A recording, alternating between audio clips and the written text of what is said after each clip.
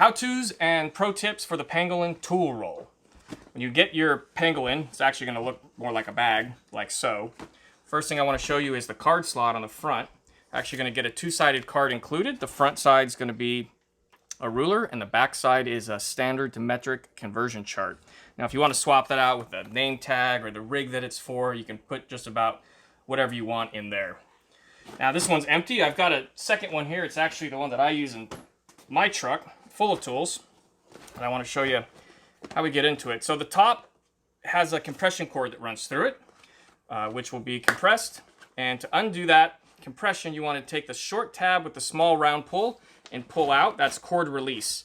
That'll release the tension. When you're all done and you roll back in, pulling that short tab the opposite direction and the wider pull out actually acts as compression to bring that down. In this case, I'm going to pull the small tab out, and then I can actually roll the tool roll all the way out like so. Okay, so on the end you got your wrench roll here, and when you go to the tool pouch next to it, you're going to see that there's a strip of loop Velcro in there. And what that is for is, if you like to use your wrench roll away from the rest of the tool roll to keep the dirt and the grime and all the stuff out of that hook, you can take that loop and attach it to the backside. If you always use it aside from the rest of your roll, you can leave that on there and you can roll it up just the same. You don't need to actually attach that back on. If you prefer to use your wrench roll while it's on, that's fine. You can leave it attached and you still have access to your wrenches just the same. The advantage of removing it is also it gives you more access to your side pockets here, and you can actually use this area as a work mat and dump your stuff out down into that.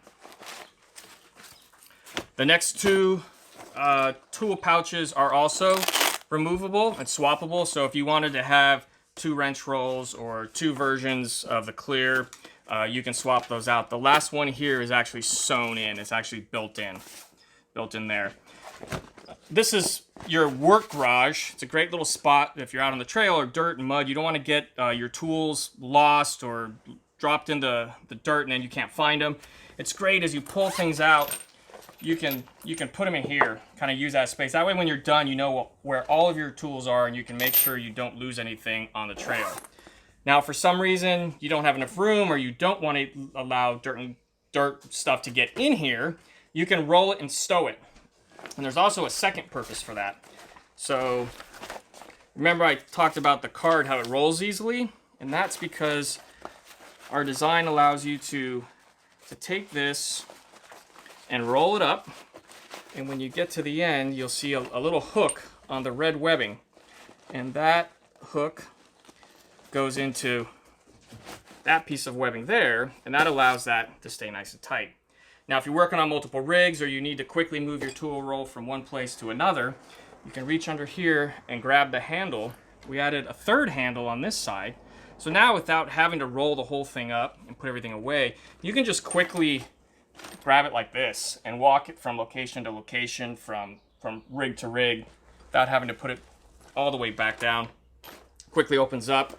You can release the hood back out. You've got your workspace back. And if you're just doing a quick move, you don't have to roll and secure this. You can just kind of roll it up loosely. Whatever you need to do to grab that handle that's down here. Don't use the handle that's on the top end. That'll be way too loose. You're going to want to always kind of flip that back, grab the handle down underneath along with this handle. All right, and when you're done and you're ready to go, just basically roll it back up. Once you get to the end, I find it works good if you take the storage bag and actually roll the storage bag onto the roll and then kind of flip it up.